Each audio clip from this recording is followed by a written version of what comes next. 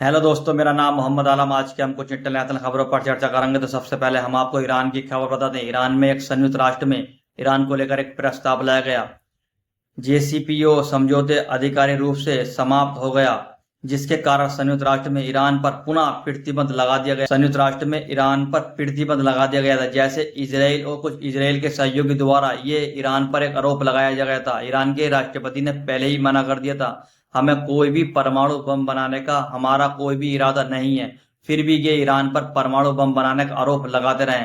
हालांकि रूस और चीन की तरफ से कहा गया, हम इसका प्रतिबंध का कोई पालन नहीं करेंगे। जो संयुक्त राष्ट्र द्वारा ईरान पर प्रतिबंध लगा दिया गया, इसका हम कुछ पालन नहीं करेंगे, ये चीन और रूस की तरफ से कहा गया। ब्रिटेन, जर्मनी, फ्रांस द्वारा ईरान पर परमाणु समझौते का उल्लंघन करने का आरोप लगाने के बाद संयुक्त राष्ट्र ने उन्हें पुनः प्रतिबंध लगा दिया।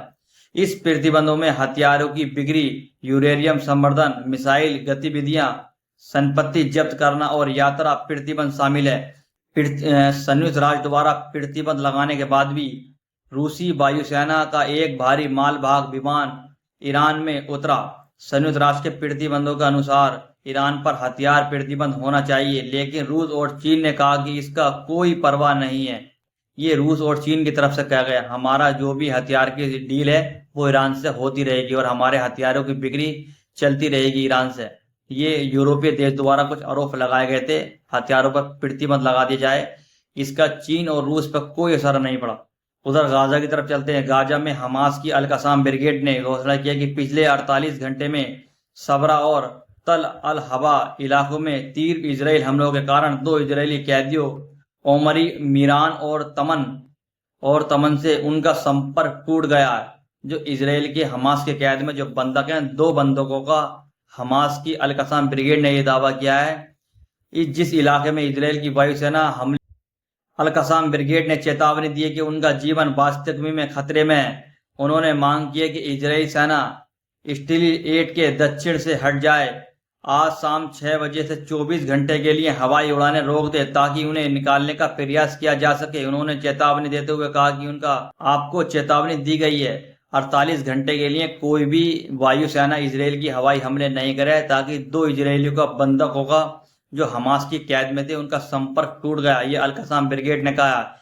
फ्रांस का कहना है कि यदि इजराइल के प्रधानमंत्री बेंजामिन नेतन्याहू हमारे देश में प्रवेश करते हैं तो उन्हें तुरंत गिरफ्तार कर लिया जाएगा। जो इंटरनेशनल क्रिमिनल कोर्ट ने जो अरेस्ट वारंट जारी करा हुआ है, ये फ्रांस की तरफ से कहा गया। अगर इजराइल के प्रधानमंत्री हमारे देश में प्रवेश करते हैं तो उन्हें तुरंत गिरफ्तार कर लिया जाएगा।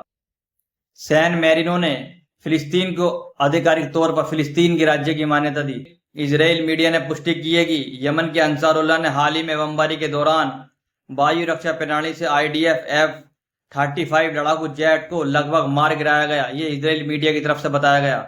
मिस्र ने चेतावनी दी है कि गाजा में इजराइल के चल रही सेना अभियान से उसकी 50 वर्ष पुरानी शांति संधि खतरे में पड़ सकती है, ये मिस्र के राष्ट्रपति की तरफ से कहा गया। अमेरिका अभिनेत्री जोनिफर ने कहा कि गाजा में जो भी हो रहा है वो नरसंहार से कम नहीं है। जब आप दुनिया की एक तरफ जो हो रहा है उसे नजरअंदाज करते हैं तो ज्यादा समय नहीं लगेगा जब वह आपके पक्ष में भी हो जाएगा, ये जोनिफर की तरफ से कहा गया, जो अभी अमेरिका की अभिनेत्री हैं। इस रिपोर्ट में तय फिर कोई नई रिपोर्ट के साथ हाजिर होते हैं।